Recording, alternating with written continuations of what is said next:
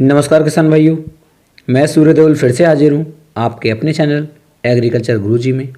किसान भाइयों, आज हम बात करने वाले हैं गन्ने के पोका बोइंग रोग के बारे में। किसान भाइयों, पोका बोइंग रोग से हम अपने गन्ने की फसल को किस तरह से बचा सकते हैं, इसकी क्या क्या पहचान है, किस तरह से आप पहचान कर सकते हैं कि आपके खेत के अंदर पोका बोइंग रोग लग चुका है या नहीं, इससे होने वाले क्या क्या नुकसान इससे हमें अपनी फसल के अंदर देखने को मिल सकते हैं, और किसान भाइयों इससे हम अपनी फसल को किस तरह से बचा सकते हैं। तो पूरी जानकारी आज मैं आपको इस वीडियो में देने वाला हूं। तो वीडियो को आप शुरू से लेकर लास्ट तक जरूर देखें, तभी आप एक सही और एक अच्छी जानकारी ले पाएंगे। किसान भाइयों, इस रोग के अंदर जब ये रोग आपकी फसल के अंदर आएगा तो आपके गन्ने की जो बढ़वार है वह रुक जाती है, और जो इसके पत्ते होते हैं ये बिल्कुल सिकुड़ने शुरू हो जाते हैं आपस में। बिल्कुल आप ऐसे मान सकते हैं कि ऐठन टाइप की पौधे के अंदर या इस पत्तों के अंदर आ जाती है। और किसान भाई बाद में चल करके जो हमारी मेन गोप पत्ते की होती है ये गोप सिकुड़ करके छोटी सी हो जाती है, और गन्ने की जो हमारी ग्रोथ होती है यह बिल्कुल ही रुक जाती है। और लास्ट में किसान भाइयों इसके अंदर ये होता है कि ये ऊपर की तरफ से पौधा हमारा गलना शुरू हो जाता है, और फिर नीचे की तरफ ये गलना गल करके चलने लगता है और ग्रोथ बिल्कुल ही रुक जाती है। लेकिन किसान भाइयों इसके अंदर एक खास बात और है कि ये रोग जो है कभी कभी अपने आप भी सही हो जाता है, यानी कि मौसम के अनुसार भी ये रोग सही हो जाता है। एक तो ये टेम्परेचर हाई होने की वजह से भी आता है, और किसान भाइयों जैसे ही हमारे खेत के अंदर खेत का जो हमारा टेम्परेचर है वह नॉर्मल होता है, या फिर आप ऐसा कहें कि जब जुलाई के अंदर अगस्त के अंदर बारिश पड़नी शुरू हो जाती है तो भी ये रोग स्वतः ही रुक जाता है। लेकिन किसान भाइयों ये एक काफ़ी मैं कह सकता हूँ खतरनाक रोग है। यदि हम इस पे ध्यान ना दें तो कभी कभी ऐसा हो जाता है कि आपकी पूरी की पूरी फसल के अंदर ये रोग दिखाई देने लगता है, और आपके सारे गन्ने की जो बढ़वार है वह कहीं ना कहीं रुक जाती है, और आपको आने वाले समय में काफ़ी ज़्यादा बड़ा नुकसान देखने को मिल सकता है। तो किसान भाइयों इससे हम अपनी फसल को किस तरह से बचा सकते हैं, इसी के बारे में हम आज बात कर रहे हैं। तो किसान भाइयों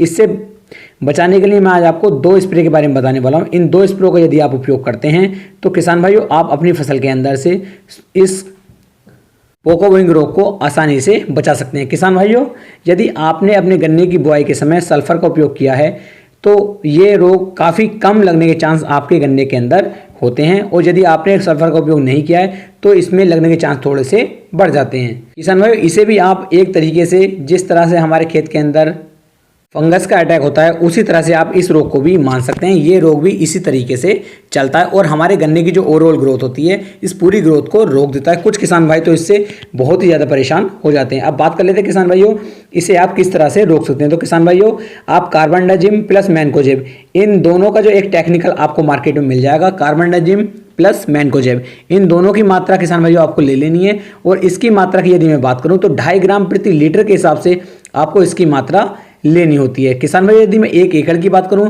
तो 1 एकड़ के लिए आपको लगभग 400 से लेके 500 ग्राम प्रति एकड़ के हिसाब से आप कार्बेंडाजिम प्लस मैनकोजेब इन दोनों को मिक्स करके आप अच्छे से अपने गन्ने की स्प्रे कर सकते हैं। और किसान भाइयों स्प्रे आपको इस तरीके से करना है कि आपका जो पूरा पौधा है वह अच्छी तरीके से नहा जाए, और किसान भाइयों उसके बाद आपको अपने खेत की सिंचाई कर देनी है। एक बात का विशेष ध्यान दें, इतना करने के बाद आपको 8 से 10 दिन के अंदर दोबारा से अपने खेत की सिंचाई करनी है। किसान भाइयों यदि आप इसका स्प्रे कर देते हैं कार्बेंडाजिम प्लस मैनकोजेब का, तो इस रोग से आप अपनी फसल को आसानी के साथ बचा सकते हैं, और लगभग 7 से 8 दिन के अंदर आपके खेत बिल्कुल पहले की तरह स्वतः ही ठीक हो जाएगा। भाई ये तरीका तो हमारा स्प्रे का। यदि आप बात करें कि नीचे ग्रेनुअल्स के रूप में आपको क्या डालना है, तो आप ग्रेनुअल्स के रूप में जो कार्बोफ्यूरान यानी फ्यूराडान जो आपकी आती है, तो फ्यूराडान को लगभग आप 8 से 10 किलोग्राम प्रति एकड़ के हिसाब से यदि आप डालते हैं तब भी ये रोग आपके खेत के अंदर से स्वतः ही खत्म हो जाएगा। लेकिन आपको विशेष तौर से ध्यान देना है कि यदि आप फ्यूराडान का उपयोग करते हैं तो आपके खेत के अंदर जो केचुए होते हैं ये केचुओं को खत्म कर देता है, इसलिए आपको इसका सावधानी से प्रयोग करना है कि यदि आपके खेत में ज़्यादा ही ये रोग लगता है तभी आप फ्यूराडान का उपयोग करें, अन्यथा आप मैनकोजेब प्लस कार्बेंडाजिम का उपयोग करके ही अपनी फसल को इस रोग से बचा सकते हैं। तो किसान भाइयों उम्मीद है आपको जानकारी काफ़ी पसंद आई होगी। यदि इससे संबंधित कुछ और जानकारी आपको चाहिए तो आप मुझे नीचे कमेंट कर सकते हैं, मैं कमेंट बॉक्स में आपके सभी सवालों के जवाब जरूर दूंगा।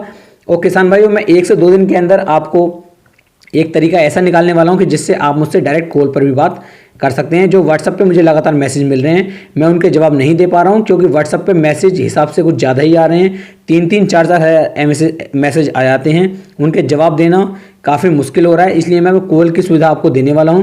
कि 1 घंटे का समय मैं आपको दूंगा। 1 घंटे के अंदर जितने भी किसान भाई मुझसे बात कर सकते हैं, मैं उनके सभी सवालों को जवाब डायरेक्ट कॉल पर देने की कोशिश करूंगा। उम्मीद है किसान भाइयों आपको मेरी जानकारी काफ़ी पसंद आई होगी। तो फिर मिलेंगे एक नई वीडियो में एक नई जानकारी के साथ। तब तक के लिए जय हिंद, जय भारत, जय किसान।